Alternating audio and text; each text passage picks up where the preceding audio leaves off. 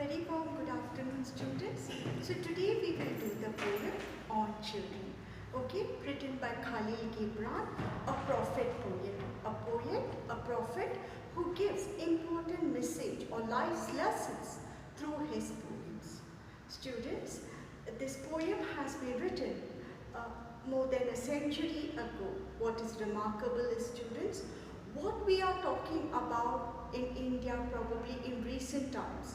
That means, maybe some years ago, this film Tare Zameen Par was released, where the idea or the lesson the film gave us was, there was this child prodigy in the film who everyone had discarded as a useless child who could not do anything until, of course, the teacher, the drawing teacher, who was like a messiah in that child's life, and how he grooms the child.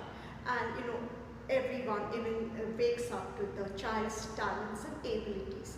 Similarly, students, we had another film, of course, by the same maker, Three Idiots, where the lesson given to us was, allow your children to pursue a career of their choice.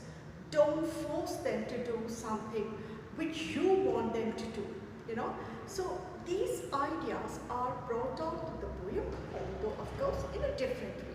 So with that, students, we start reading the poem on children.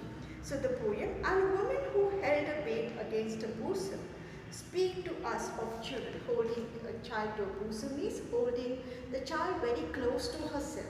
And actually, Khalil Gibran was once traveling in a boat, and there a woman comes to him and tells him that tell me about children. That means, how should we view our children, or how should we bring them up? Okay, and then Khalil Gibran, the first line itself, students, is a very you can say a very hard-hitting one, where he says, your children are not your children. They are sons and daughters of life's longing for itself.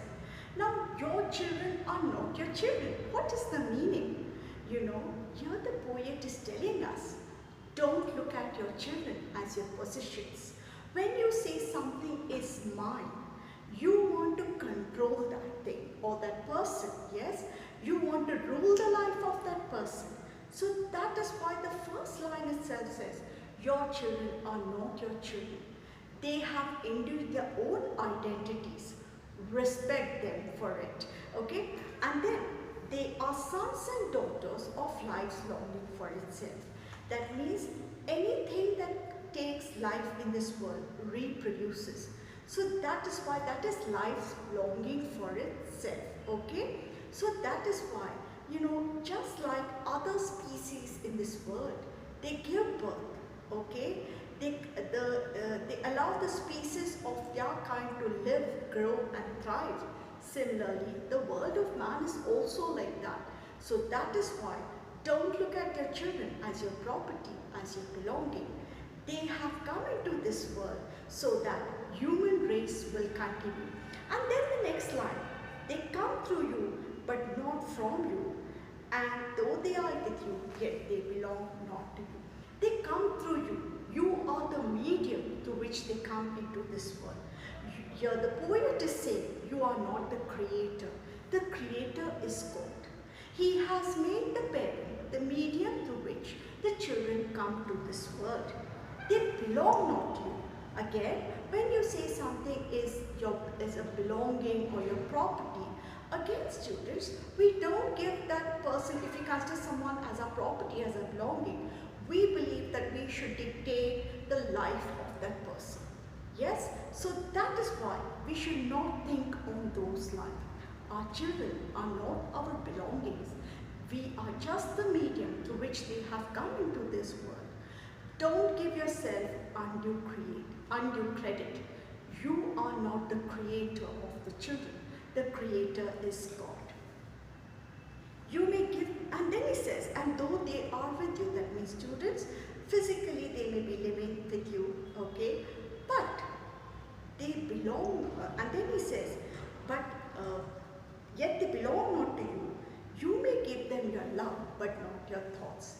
Yes, again, when many a times when children come into this world, the first reaction is we try to find physical resemblance to the parents and say, yes, the nose is like the mother, the teeth are like the grandparents. It's not necessary that children should resemble their parents.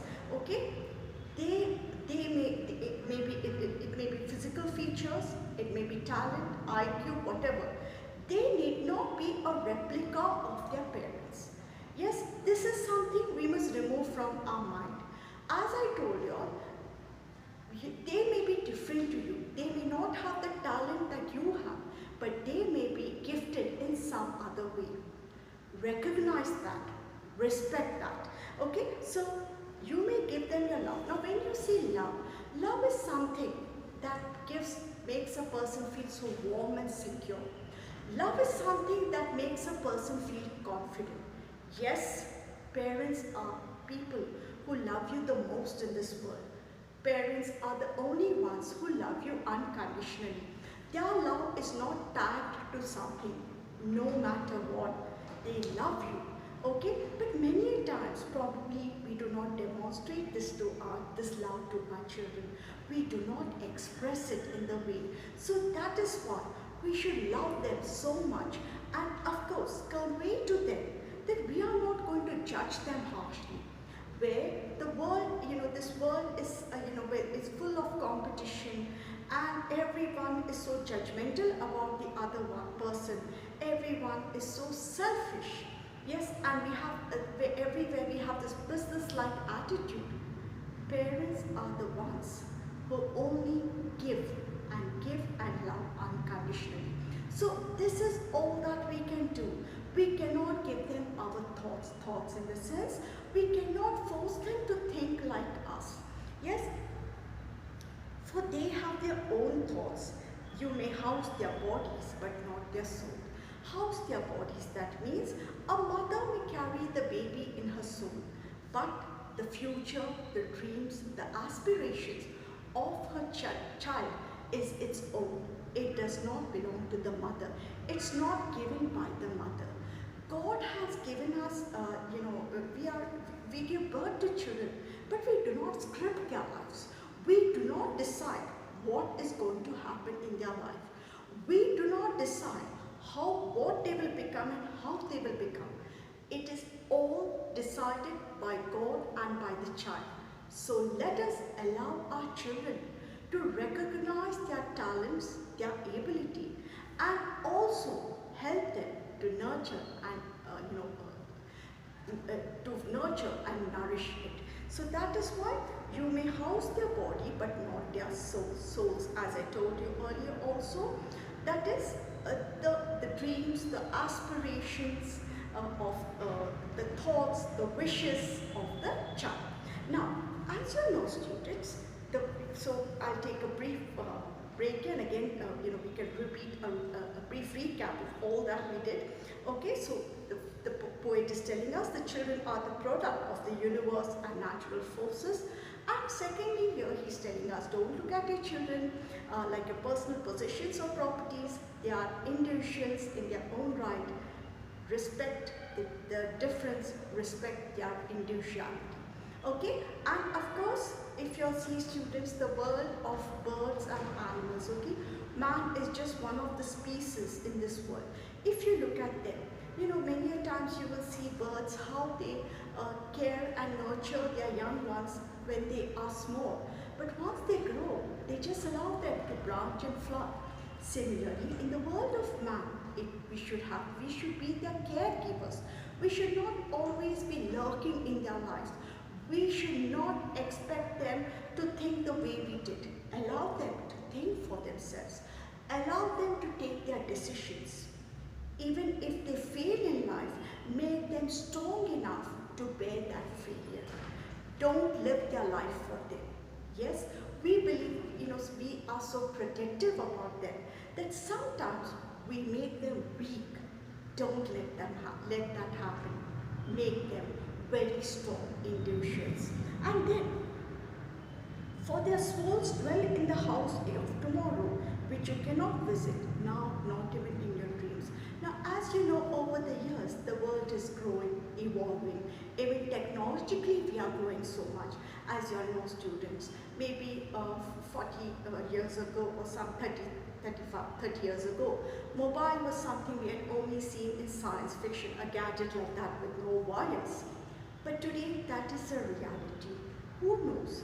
When our children become adults and they are living their life on their own, what kind of world will it be? Okay, how much technological advancement will be there? And of course, as technology grows and develops, the other things also change. The sensibility changes, the culture changes. Okay, so that is why we have to groom them for a world which we don't know, which is a mystery to us. But then, yes, we can make them mentally strong. Yes, we can teach them the right attitude. We can give them the right amount of confidence to face life. These are things parents can definitely do. So you may strive to be them like them, but seek not to make them like you. Don't expect your children to be like you. They are not your extension. Don't keep comparing them, their childhood to your childhood or their life to your present life. If anybody has to change, it is you. You have to move with the time because time, life, everything keeps on moving. It is always work in progress. It is never static or stable. That is why we also have to keep moving. We cannot be static. We cannot regress. We have to move with the times and we have to move with our children. We have to be like them. For life goes not backward, not tardies with yesterday. Tardies in the sense lingers or lurking with yesterday, okay? You are the bows from which your children or living arrows are sent forth. Now the idea here is, of course, as I told you, we can teach our children to be mentally strong, to listen to their conscience, to take the right decision, to be honest to themselves. But at the same time, we have to also adjust and accommodate in their world, accommodate ourselves in their worlds. We are the bows. This is the comparison Khalil Gibran makes. He says, parents are the bows, children are the arrow, and God is the archer. Now, if you see a bow, it has this U shape. It is bent. So that is why that bending stands for adjusting. Yes, adjust yourself. Yes. Understand your children, understand their talent, understand their abilities. Allow them to grow, nourish and flourish with the talent and in that talent. Okay? And your children are the arrow. So when the children's parents give that stability to their children, you know, the bow has to be very stable when the arrow flies so that it reaches its maximum it reaches its maximum distance. Similarly, we parents have to allow our children to reach their maximum potential. We are the ones who can give them that stability in their life. We are the ones who can tell them that no matter what happens in life, I am always there with you.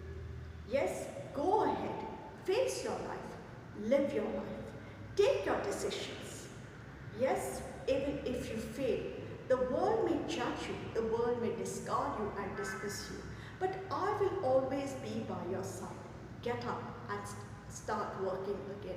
With this attitude, we must bring up our children. That is why he says that God has given us a special responsibility. He has made us the bows and our children are the arrows. Okay, so he says, let your bending in the archer's hand be for gladness. Just like the bow is so happy, you know, being stable. Yes, being that cushion for the arrow. So similarly, your bending in the archer's hand should be with happiness. You must allow your children to grow. And then, for even as he loves the arrow that flies that ways, God loves children, but at the same time, he also loves parents who have brought the children into this world. He has given us that important task, that important duty of bringing out the maximum potential in our children, making our children the best versions of themselves. Yes, giving them love, giving them the confidence, respecting them. Yes, respecting their individuality. Many a times we parents feel that children have come into this world to fulfill our unfulfilled dreams. But it's not always so. What may be my dream, my child may not have the same dream. So it's my turn. I have to bend and accommodate my child's dream in my world and not vice versa. I don't make your children feel so obliged to you.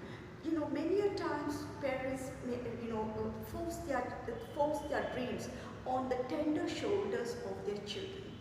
They make their children feel guilty if they do not, if they do not achieve something, or if they do not reach the expectation of their parents in a particular field.